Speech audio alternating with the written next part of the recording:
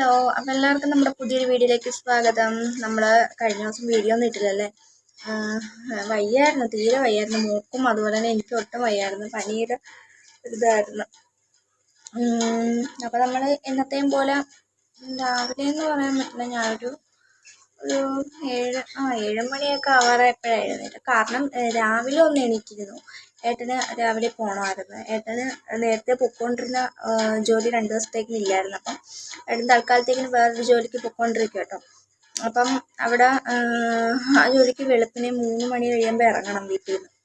അപ്പം അന്നേരം ഞാൻ ഒന്ന് എണീറ്റ് ഏട്ടന് വേണ്ടിയിട്ട് ചായയൊക്കെ ഇട്ട് കൊടുത്ത് അങ്ങനെ ഏട്ടൻ പോയി. പിന്നെ ഞാൻ അപ്പോഴത്തേനും താഴെ അപ്പച്ചിയുടെ വീട്ടിലോട്ട് പോയി കിടന്നു.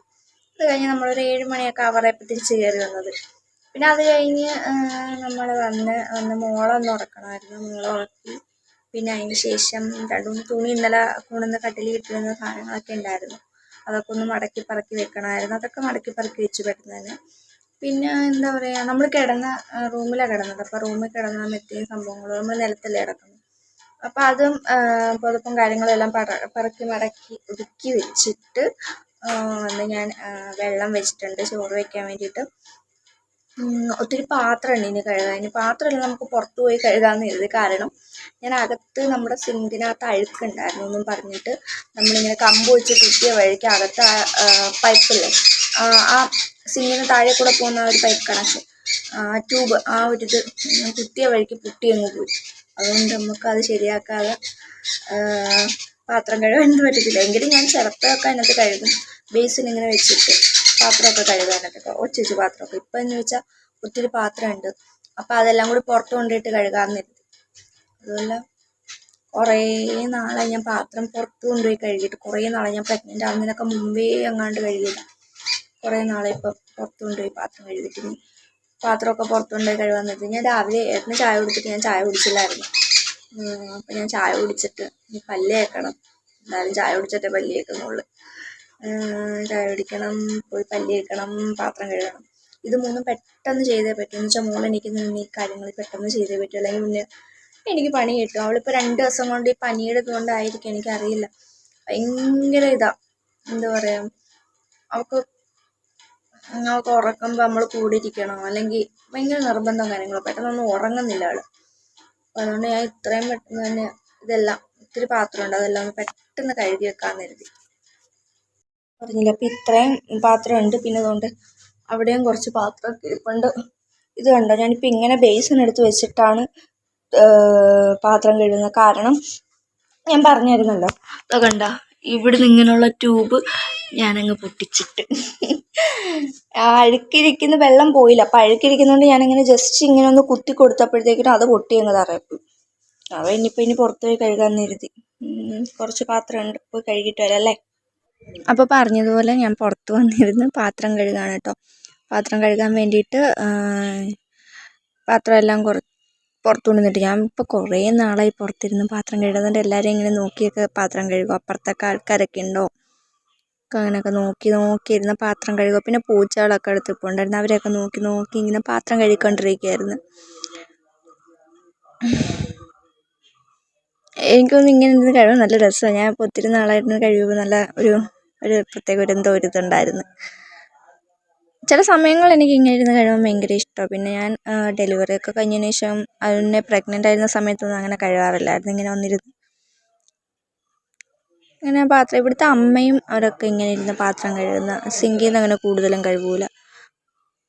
അങ്ങനെ നമുക്ക് ഒത്തിരി അധികം രാവിലത്തെ തലേന്നത്തെ പാത്രങ്ങളൊക്കെ ഉണ്ടായിരുന്നല്ലോ. അപ്പം അതും എനിക്കറിയത്തില്ല ഇതെന്താ ഇത്ര പാത്രം വന്നിരുന്നു. സാധാരണ അങ്ങനെ പാത്രം തോനെയും വരുന്നതല്ല.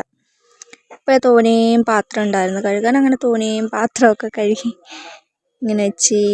ഇത് പായസം ഉണ്ടാക്കിയ പാത്രവും കാര്യങ്ങളൊക്കെ ഉണ്ടായിരുന്നു.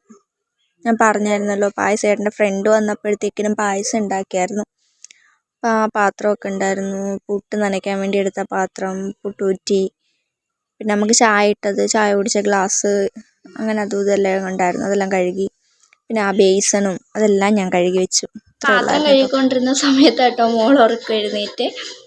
അങ്ങനെ ഇനി ഇവളെ എണീപ്പിക്കണം. എണീപ്പിച്ച് ഇനി ബാക്കിയുള്ള ജോലികളൊക്കെ ചെയ്യണം. എന്തായാലും പാത്രം അങ്ങ് കഴുകി കഴിഞ്ഞു.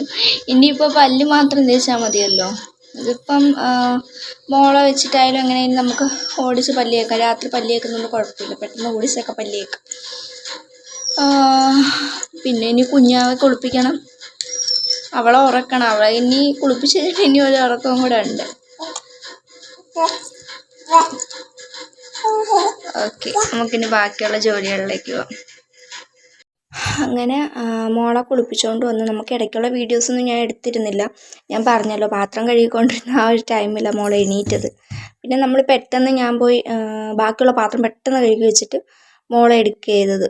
പിന്നെ അതിന് ശേഷം മോളെ വെച്ചുകൊണ്ട് തന്നെ നമ്മൾ പെട്ടെന്ന് ഓരോന്നൊക്കെ ചെയ്ത് ഞാൻ കഴിക്കാൻ വേണ്ടിയിട്ട് ചീനി ഇരിക്കുന്നുണ്ട്. അപ്പം അങ്ങനെ ചീനിയും പുഴുങ്ങി കുറച്ച് സവോളയും മുളകും ഇട്ടൊരു പുളിമുളക് പോലെ ആക്കിയിട്ട് കഴിച്ച്. അപ്പം അമ്മ അതൊന്നും വീഡിയോ എടുത്തില്ല. അതൊക്കെ വീഡിയോ എടുക്കാൻ നിന്ന് കഴിഞ്ഞാൽ ഇവളാകെ സീനാക്കി തരും കയ്യിൽ. അപ്പം അതുകൊണ്ട് നമ്മൾ അത് വീഡിയോ ഒന്നും എടുത്തില്ല. അങ്ങനെ അതൊക്കെ കഴിഞ്ഞു. കുഞ്ഞിനെ കുളിപ്പിച്ചുകൊണ്ട് വന്ന് കിടത്തിയതേ ഉള്ളൂ. ലോഷനൊക്കെ ഇട്ടു.